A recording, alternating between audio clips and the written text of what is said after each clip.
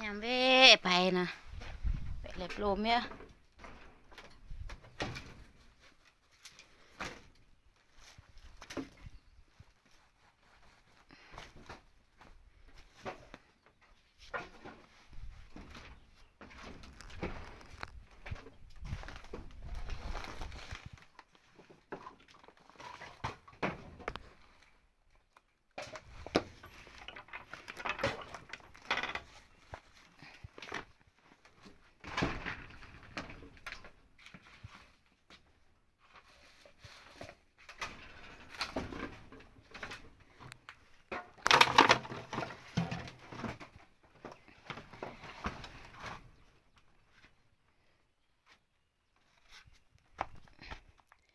Vậy lẹp lồm nhá, vậy nhảm nhá.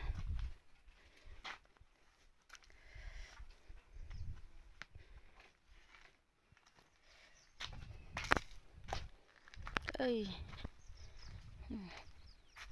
đập lẹp lồm hèm đi, hèm đập lẹp lồm phô pre tạp e tầm bát đi bẹt lẻ ư đi tội bía tùng nó để mà tùng tua ta tạp e bát lẻ ư kiòng ư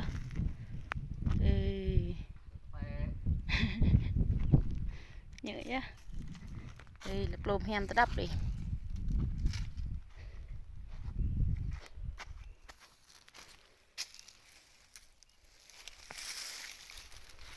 Ơi lẹp lồm hèm đi lấy hạ bong họ bẹ bè đi hèm cắt lẹp lồm. Wow lẹp lồm hèm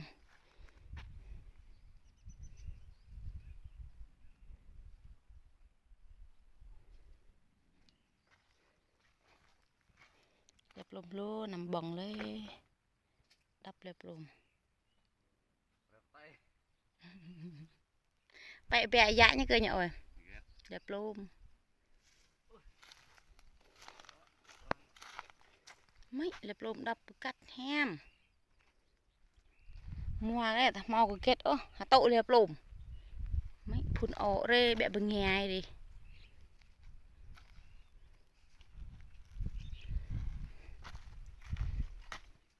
ơi lẹp lồm đi